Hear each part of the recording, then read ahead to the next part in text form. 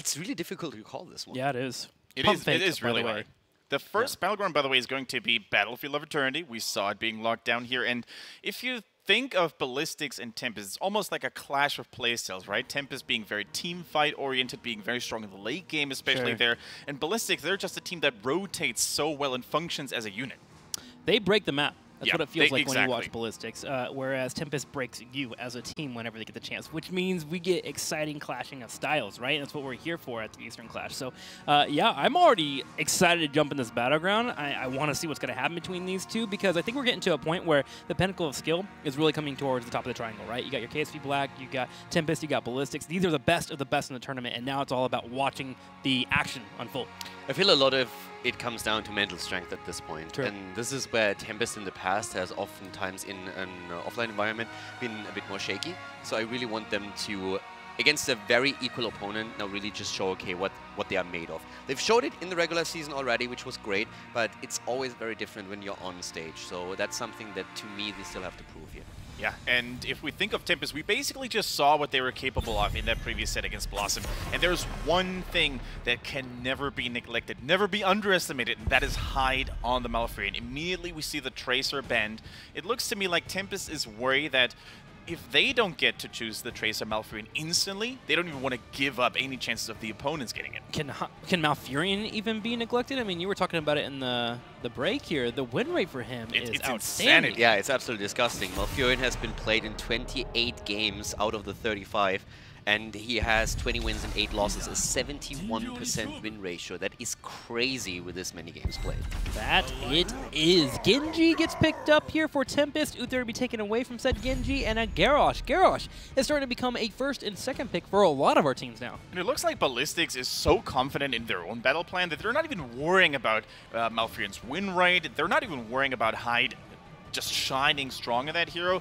Garrosh Uther is very interesting. I mean, Uther's armor from the passive heals from the Devotion trade is going to stack very nicely with Garrosh, causing him to be that unkillable menace, this unkillable threat. The Genji, though, we have seen terrible things coming in from lockdown on that hero. Yeah, we definitely have. Dami, sorry. I mean, as we talk about Genji, you try to take, of course, Uther away from Genji. Yeah. But I'm still a bit surprised that we have Garrosh with Uther instead of Malfurion, because there are, don't get me wrong, there are definitely arguments for it. First of all, you take him away from Genji, that's great, you still have a stun available, and traditionally Ballistix has also prioritized here Uther over Malfurion. But the Garrosh-Malf combo is something that has been a theme in the last 2 days, where a lot of teams really look for the two specifically together, and as we said also, you're trying to take Malfurion, finally someone that gets it, you're trying to get Malfurion away from Tempest, and so they still just leave him open here. So I'm a bit surprised for the healer choice. I feel there's more to disrupt the combo with Genji, but now Tempest has full access to Malfurion, and they are 7-0 with Malf in this tournament. Yeah, Ballistix definitely intending to find a pick and lock it down, or even just handle that Genji, but Tempest responds with a Malfurion into a Hanzo is one that is deadly on this battleground. We've seen it showcased many times. We even saw it when we had Blossom taking on Tempest, and Blossom was close to winning this battleground. Hanzo is a formidable threat if he's able to get on that Immortal. So Tempest, a good spot and a good opening. Yeah, and this is going to be a crucial series for Ballistix, guys. Keep in mind that after this series, you basically don't have any more chances to move on, to advance, and we can already expect a little bit of pressure, a little bit of psychological pressure to be maybe on SCSC, the shining key player for Ballistix. He said it multiple times, he's not feeling it right now. He's not feeling well in this tournament. He's not happy with his performance. So this is really for him to flip the switch, come out strong, and show Tempest where it's at. Definitely true, and that's something that they can do right now in the series. And with the first game, set a bit of just an example and make a statement and see, okay, we are going to take this, and I'm going to be one of the forces to really drive my team to victory. For Ballistix, in this case now, we are on Battlefield, so we're still looking for pressure against the Immortal itself. And when you look towards Tempest with Hanzo, you've achieved that already. Yeah. He has an insane chunk on the Immortal. We oftentimes see him split from a 4-man when the standoff starts. 4-man try to invade and slow the opponent down, and then you yourself are able to gain the Immortal. So Ballistix has to get something done in that regard. And to me personally, it's actually really interesting that now on this last day of the HGC Eastern Clash, we've also seen pretty severe lack of Greymane in comparison to the Versatile Clash, for example. Greymane have been struggling a little bit in this tournament, not being picked up as often, but this might be the case where he finally comes out. Instead, we're getting a little bit more of a familiar face. Thrall coming out once again for the 3rd time this tournament, I believe on BOE in particular. May have seen him more on different battlegrounds, but he's definitely getting picked up a lot on BOE. That Crash Lightning, we've made a case for it multiple times, and finally some more Blaze as well to help control that front line. But don't we think that Malfurion in particular is a bit better dealing with Thrall and the poke that he has? Yeah, absolutely. Like, Uther struggles way more. We saw that in the previous series when Hyde was forced to play the Paladin. He couldn't keep up the heals with all that Chain Lightning Burst and poke damage. So I think Malfurion is well equipped for it. He has AoE healing. He could even go Tranquility if things go really sour for them. I think they're way better equipped than last time. Now, we still need the choice here for Tempest. We have Tyrael open amongst others, so the front line is what we're most worried about, and that of course includes the side laner as well. You could send Genji over to take it until the first Immortal starts, but I mean, ideally you want to have a solid side laner who takes the position against Blaze. And Johanna and Arthas, didn't really expect them to go for a full double tank setup. Yeah. But I kind of like it the more that I look at it. Especially Johanna is going to be able to deal with Garrosh a bit better. We have Arthas, who doesn't really mind too much if he's getting thrown in here. That's exactly where he wants to be in a fight, as long as the follow-up is there, of course. It's also a good solo laner if need be, so you can have Genji actually going in for those rotations. You can actually send him in the 4-man as well to keep a little bit of pressure up. Thrall has a difficult time too if the fight isn't going their way already into an Arthas. Arthas is a great pickup here on that bottom side. Johanna as well can peel off and be annoying when you're going for the actual race with Hanzo and try to slow down your opponent with a few blinds here and there. It looks good for Tempest just in terms of the battleground. What's the money pick here for Ballistix? I actually ask myself the exact same question. It denies the Greymane too. Earlier I would actually have said that Ballistix has a good chance of being the team to bring Greymane into the game again, because we have currently a 3-0 on their end, and they still play him into the Arthas. And Calder, this is exactly where SCSC may struggle. Look at that. Hanzo, Genji, they're already picked away. The Greymane was the only thing left here. He doesn't play Vala anymore. Vala does not shine in this meta. But here's the thing. They are the team that played Greymane more than anyone else. They have 3-0 on him, and he is a fantastic pick for the map. But you are now picking a Greymane into Arthas and Johanna. So he's going to have a horrible time here, at least he should. Yeah, on paper you look at this and you say, okay, Tempest has the better draft. You have the kills available, you have the engagements in here, you have the Hanzo wave clear, you have complete frontline control, everything we talked about in the draft. Now there is still an opportunity if we have Ballistix open up a fight and get 1 or 2 picks. Sure, they can burn down the Immortal, but things are looking great here for Tempest. I'm kind of leaning towards them a lot here. I'm leaning a lot towards Tempest. You guys can, of course, cheer in the chat as well. Hashtag Tempest or hashtag Ballistix if you guys want to let us know what your favorite is going to be. But once again, I think this is such a crucial matchup for SCSC. He's struggling a lot. He's basically fighting a lot of pressure already. Now he's going to have a terrible time against the blinds, against the slows by Arthas as well. And I think we all can say that this heavy bias by the commentators, by us here, towards Tempest is well justified. The other side of it too is like Genji's gonna have a hard time, right? Yeah. You got Blaze, you got Garrosh, you got Uther, taunt into a stun, you get a kill, and so that kill that I'm asking for them to have a chance to win the Immortal race is available. So there is a trade-off. There's still a couple of things that work in Ballistix' favor. They still have Blaze around with the bunker. He can keep people safe here. We have Uther for Divine Shield when Greymane starts to engage. That also negates all of the negative effects that can be thrown his way. It's just that for them to get kills, they have to have the perfect execution here. And when it comes to an Immortal race by itself, Ballistix is going to have a bit of a harder time to execute it properly. So in the grand scheme of things, I feel Tempest has a very solid draft heading into this, whereas for Ballistix, this felt that Greymane pick was always the goal, but it was anticipated and counteracted. We'll see if it pays off for them. Ballistix and Tempest going to be facing off here in our lower bracket final. The winner will be moving on to face off Chaos v Black in the grand finals. Tempest on the right side here, Ballistix on the left. I'm really curious to see how this is going to work out. Now, we have again Crash Lightning taken, but I'm extremely curious about Greymane, and that's really the hero that we have to keep on our eyes on. First of all, SC has already been talking about how his comfort level looks like right now. He could make a statement in this first game and really say, okay, I am completely back to business. We're going to take this, and I'm going to be a pillar of my team. But it's going to be a very rough game for him. So today he needs to be on point if Ballistix wants to have a chance. I'm watching Hooligan as well, watching for that Garrosh, see if they can get those picks that we're asking for. Ballistix opening up, though, with a pretty aggressive front line onto this turret here. They clear out the wave, they take a turret, get a nice chunk of experience, and Johanna's not enough. Genji also getting locked down. Hooligan was able to grab him over the wall. And that's the moment when Dami wakes up and is just like, okay, I'm awake, boys. It's going well. The Chain Lightning, by the way, here, RNG not on the side of Ballistix. That always feels bad with Raw. You're trying so hard to get those stacks, but occasionally you want to get that kill. You gotta bless it a little bit more there before it goes in and hope that Q lands correctly. But so far, Ballistix with this opening is being quite deadly, pushing in for a wall and even looking for the second turret. They're extremely aggressive here, and the more structures they take down, the more experience they net for themselves, and an early talent can go a long way on Battlefield of Eternity. I'm watching Zhanghua. Every time those stacks come out, man, I'm always waiting for the Thrall. I mean, Thrall's one of my favorite recents lately, and so I understand that feeling of like, all right, come on, one more stack. Oh my gosh, that minion wave had to come in. He's got a couple already going for him. Hooligan going in for an engage. Tempest starting to find their footing, it looks like. But you have to wonder if it may have been a little too late. The experience lead jumping in here for Ballistix, and they'll be able to grab more too. That turret in the top right corner is very low. It definitely is, but Tempest has a very nice range poke here, especially throughout lockdown on Hanzo, and that's something that Ballistix just simply is lacking. And for me, the one thing that concerns me in the later stages of the game is that any kind of standoff around the Immortal phase would put Ballistix into a spot where they heavily have to rely on Uther's cooldowns and mana pool. And that's really where I can see them struggle if Tempest plays their cards right and shows a patient game. Especially since with a double frontline, they have really good points to anchor the backliners and make sure that they are very safe. Yeah, it's definitely going to come down to that Garrosh. Watching Hooligan trying to get those picks so they don't have to worry about it if they're in those cooldowns. Instead, they can worry about getting stuns and getting kills instead. Ballistix turns around. And they work on grabbing the mercenary camps. Want to get that pushing in the bottom lane as Blaze and Arthas continue to test each other. Tempest on the other side, though, grabs the top camp. A little bit easier to grab, but also gives a decent amount of push.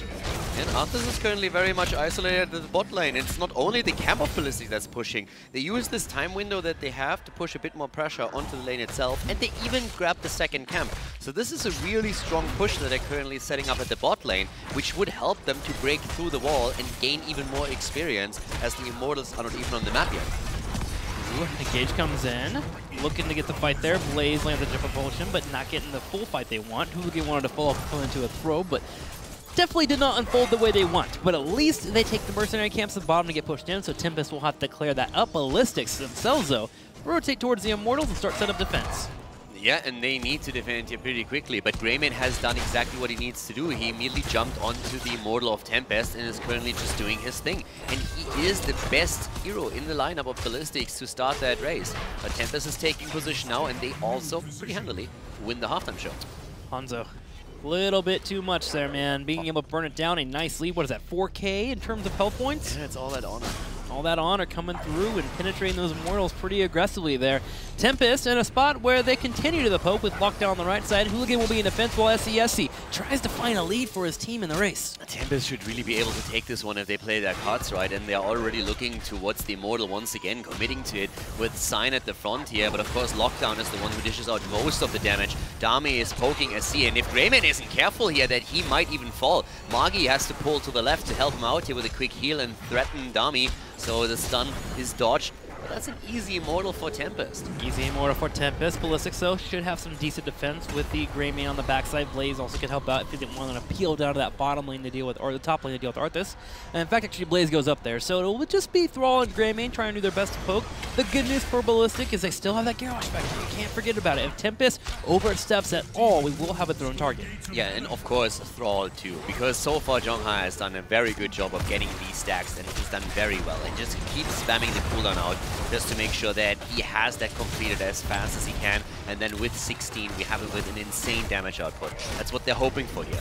But in the meantime, Tempest is pushing, and they negated that slight lead in experience that Ballistix could accomplish through taking down structures. The early level 7 comes in for Tempest, but as you said, with Hooligan on Garrosh, you need to be very cautious when you try and push in. You can't overextend and go too deep, and that's why Tempest is playing this rather safe, taking a step back from There's a couple heroes that are on the roster that you just need to be careful of when you're pushing into a fort. Garrosh, one of them, go down with Horrify, these things that can toss you into a situation where you just have no chance of getting out of the fight.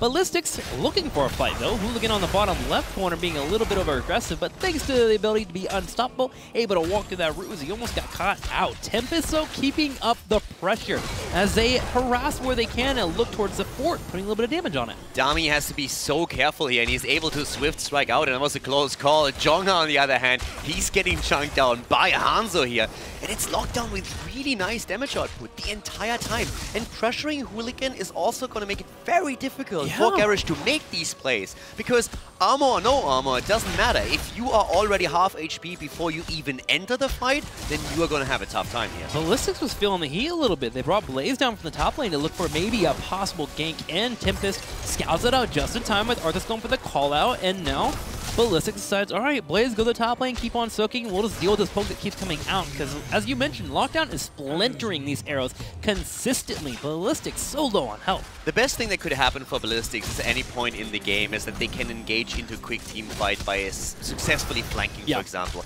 Hiding in vision, getting the drop on Tempest, and then fully committing to a quick snap team fight where they can use all the tools that they have in their arsenal to really wreak havoc. If it comes down to a very linear 5 versus 5, then Tempest is definitely going to have the upper hand, thanks to Johanna Arthas at the front and the constant poke through the backline. Well, good news for Ballistix. They've hung in there in terms of experience. Very close between these two teams as we head to level 10 and the Immortals are out. But Tempest, once again, very similar to the first phase, gets the lead on the Immortal, getting it chunked down. Jangwa actually in trouble having to kite away. Gonna get the cleanse here from Magi to keep him up and healthy, but Jangwa also getting harassed by this Genji, has to back away. He stood way too long. Dami gets the kill here. Tempest with a fantastic engage, and they're already going for Blaze. But I love how we had the pull through Johanna with the connection, and then immediately after that we have the lockdown through Arthas, and at this point Good just simply runs down Garrosh as well. A fantastic start into that second Immortal phase by Tempest. 2 kills against 0, closing in on level 10, and also very close to getting 100% shielded Immortal. A fantastic start, as you mentioned, and also a great way to end here too. Tempest instantly steps up and starts working on that Immortal with the scouting coming in from Hanzo. They know they're safe enough to burn down this Immortal before the 10 hits, and they do get 10 with Genji in the top lane soaking, Sai on the front line to keep Lockdown alive. They should be just fine. Yeah, at this point, Ballistix is just desperately trying to deflate this for as long as they can, but the 10 is now going to allow them to dive really deep. And this is not really a fight that Ballistix wants to fight. They're trying to defend it, but I would not have been surprised if Tempest just says, you want to battle? We're completely happy with this. Let's brawl, boys. And yeah, I could have definitely seen them going for it. They actually went for it. Blessed Shield and the Dragon's Arrow completely whiffed on Thrall. They were trying to grab him on the side, but still, Tempest had full control. Yeah, even after that, I could have seen them trying to chase them down. Ballistix was close to take, don't get me wrong, but I think that was also the concern. If they get 10, just as we try to engage, maybe they can flip it. Talking about flipping things, Arthur's getting flipped in and immediately taunted as well. Still able to walk out, and here comes the Twilight Dream boys, and the first kill is Garrosh. Twilight Dream making it hard for the bunker to come out with Garrosh falling. The bunker finally gets deleted. Tempest keeps pushing forward. Dami using the X-Strike, and this fort is easily going down. But will there be more? Condemn lands on Blaze. He gets body blocked as well. Lockdown comes in with the auto attack, and with the help of the rest of Tempest, they get 2 kills. I can just see Good with blood here on his mouth, just saying like, I got another one, as he locks down Uther, and then the rest of the team is just like, dude, we got 2, we got 3, we got the 4, just chill for a moment, come back, we don't have to kill them all here. I now understand why they call it Frost Mourn. I am mourning the deaths of both the members there for Ballistix. They got completely deleted. But it was so well done. First the Condemn comes out, then immediately we see the lockdown happening, and at this point Arthas doesn't even look towards any of these targets anymore. He already looks towards the next skull and locks down Uther. They don't follow it through, since we already saw Ballistix retreat behind the towers, but still, Tempest is playing this so well here, and it's reflected in the kill score. 4 kills against 0, Tempest eliminating the fort at the top lane, basically also eliminating the one at the bottom of the map. and they are walking away with this game, and especially in experience. Incredible early game here for Tempest, but we're starting to get towards that mid game. Thrall starting to work on that Crash Lightning stacks, getting a little bit closer to finishing that level 20. Also in a spot where they can start to fight back. They're only one level behind. Soon it will be a talent as Tempest is about to hit level 13, but Ballistix is by no means completely out of this game. They're just fighting for the back foot. Ballistix just simply needs to have that engagement that we talked about earlier. And one of the things that can set it up is the sundering from Thrall if he finds that flanking moment. Yeah. If he finds that, that would be fantastic, because even if he is engaged upon, if you just throw Blaze in and he drops the bunker, you have that fight that you were hoping for. But Tempest, of course, has now the talent advantage, and that puts even more pressure on the Ballistix as the map control is completely in the hands of the red team. So they can start to take their camps, they can start to work towards the next immortal phase. And there's a really good chance that Ballistix might have to give up the half-life kill. I like your point about a flank. You mentioned Thrall and Sundering, but they actually have 3 incredible heroes for flanks. They have Garrosh that can come in on a flank, they have Blaze that can come in with a jet propulsion, and as Thrall, the one that you mentioned there too. Ballistix chooses to find that opportunity. The issue is that Tempest has done such a good job of checking all the chickens, right? They always have the scouting arrow going out. They had Johanna on the bottom left for a flank to be coming in. They are anchoring well. Ballistix needs to find a way to be a step or two ahead of them to get that necessary flank. And so far, also the threat level of Garrosh has not really been where we would expect it to be. He's always looking for the flips, and he has found a few of them. The problem is, if he gets access to Genji, Genji simply swift strikes out. Dami has played a smart game. He knows that he can't simply engage. He's always waiting for Hanzo getting the damage in first, and then when targets start to drop low, then he starts to engage. But if there's a flip, he moves out. He has his deflect ready, so they're playing it very smart with the comp. Never over-eager. Always waiting for the opponent and then making the counter move. And they waited there perfectly. SC went to the top, dealt with that lane pushing in. Blaze helped out at the same time, and Tempest stood forward and got the kill on the Immortal, getting it down to half health. And now they're in a spot where they can keep poking. This is where Hanzo is incredibly annoying to deal with, him banking those shots off on the left side. You make it sound as if there's a situation where Hanzo is not incredibly annoying. When he's dead, he's not annoying. That's a good point. That's I never a looked at it pleasing like moment. that. You're like, yeah, I'm happy. We got a kill here. I can get behind that. He didn't use his cooldowns right. So Tempest now in a spot where they are sitting here waiting for a little bit. The Shimada brothers back on point on the Immortal, defending pretty well here on the right side. Ballistix thinking about forcing an engage. They have Blaze up on the top left. They're just waiting for Tempest to overstep. But Tempest, they're not even stepping. They're waiting. Yeah, and they're poking. And as you just said, only a dead Hanzo is a good Hanzo, at least when it comes to Ballistix perspective. And from their point of view, Hanzo's a bad boy here, because Lockdown is keeping those scatter shots in, and he is dropping them. A Divine Shield had to be used on Garrosh. Never what you want to see. A big cooldown burn, and a lot of it comes down to Lockdown. Scatter shots, poke from a distance, and now the focus on the Immortal itself. Another one with 100% shields, Tim. Exactly. Tempest preys on the fear of Ballistix, of that Divine Shield coming out. They back up for a second, even put Genji to the top lane, realize they're completely backing away to tap the well to heal on up, and they just snag away this Immortal. And this Immortal is pushing towards a keep. They've already taken down both forts in this game. Tempest are in a commanding lead. It's going to be rough. Ballistix needs a pick. I feel that's what it comes down to for me. They need a pick and they need a good start, but it's the exact opposite that's so far happening. Hooligan is the one that is under pressure. SDE already locked down here. Good is once again running down at the bot lane, just moving in and using the Frozen Tempest to lock everybody in place. The Immortal is there too. Hanzo arrow comes out and they're going for it. The flip is true though, and that's the kill that it might need it. There's Arthur's already gone, and maybe Ballistix now can get another one. The problem is they're all low already. They're so low. They were looking for a second kill, but Hyde was able to get off a 5-man Twilight Dream, so Ballistix has to back away despite them getting a pick on Arthas, and that allows Tempest with a small amount of an opportunity to go straight for this keep, and they take it easily. This Immortal is still healthy, but they're backing up. Yeah, that's one of those weird moments when you're like, well boys, we just take the keep down and we still have a 20 shield Immortal, but we're missing Arthas. I guess we cannot quite I mean, I guess we're winning. We can win later on. Yeah. We lost an Arthas. That's unfortunate, but still a great spot for Tempest to be on. The Immortal will get cleaned up pretty easily. Ballistix with that pick deserve to be able to have this defense. The Immortal is there. Come on, boys, we can do it. We can do this. It's not quite happening. Core not scratched yet, only the shield dropping, but Tempest has now level 16 talents, and that commanding lead already makes things even worse for Ballistix, who are just about to reach level 15. So their goal is going to be to scramble to get 16 in time for the next Immortal phase. And it's the only thing that they can do here. But I have to give a lot of credit here to Tempest. They are playing a great game. We talked about the advantages that they have in the draft, thanks to the composition, how difficult it would be for Greymane to really have an impact here. But it's also Garrosh that just never really finds that opening that he's looking for. Yeah, it's mostly coming down to a sign on that Johanna doing a really good job of watching where the flanks are coming in. He's got to take players' mind. He knows where Garrosh wants to come in for said flank to get a pick, and he has stopped it twice now in this match. And those have been two important moments that have to put them in a spot to take down a fort, keep some kind of infrastructure. So Cyan got to call him out there, keeping that Garrosh in check. Speaking of that Garrosh, he's trying to keep his push in check. It's stepping up a little bit here while Ballistix frantically works for 16. And I like how Tempest is not giving Ballistix anything for free.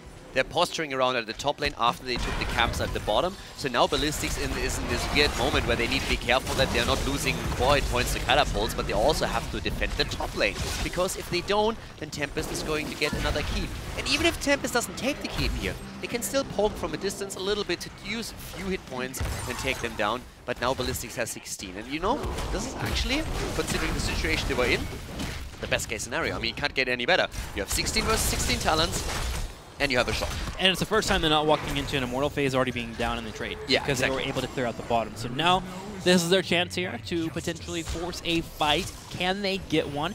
Dragon's Arrow was used earlier. Bunker was traded out for it, but the Bunker cooldown paying off in dividends here. It's about to pop up. Okay, we need the play now. Ballistix needs to find that angle. And here comes Jonga, but look at Good, the positioning, hiding in the bush and in the backline. The root on the ground immediately, and all of a sudden, it's a sandwich as we have Ballistix cornered, but they still get that first blood as they take down Genji. The problem is that Garrosh dies shortly after, and even with the bunker plays, it looks grim for Ballistix as CSC barely escapes, but the fight is still raging on. It's SDE that they're focusing on next. Yeah, Lockdown was able to escape too, and he comes back in after a couple of heals, and he starts to poke. And with Hanzo being alive, this means the Immortal Race can go straight over Tempest. They get a Dragon's Arrow. They're trying to also grab Uther. Magi all by himself finally falls as well. That is 3 down for Ballistix. Tempest trading out a 1 for 3 and starting the Immortal Race. Ballistix was really starting to look for that fight. They were trying to go in, and then it was Good hiding in the shadows and just completely sandwiching them from behind, making sure that we had a situation where there was no escape. Genji a little bit too aggressive, bit of a problem for Dami, died first, but still Ballistix in a spot where all the abilities that came out from Tempest locked them into place. We saw Roots coming down, locking them into position, Condemn pulling them back in, and then the Frozen Tempest and Howling Blast, locking them in the spot where Hanzo alone could just destroy them with the scatter arrows here. Hanzo right now is destroying the Immortal. Jungle gets flanked on with Sign coming in from the back left, and that's going to be another member down for Ballistix. At this point, they're staggering deaths, but they also were at a spot where they had to make a play. Hyde with the Ice Block is able to deal with Hooligan that comes in for the gank. Hyde able to escape Hooligan, not going to be so lucky as he gets picked off. It's an absolute pleasure to watch Tempest play at this point. The coordination is absolutely on point here. As CSC is down and Tempest is just on a killing spree. They're on a tear here. They're going in, they're taking them down one after another, and we're looking at another team wipe as Tempest is obliterating Ballistix. And now they can go straight for core. A well-played early game, greatly played in the middle game, great coordination, great macro play. Tempest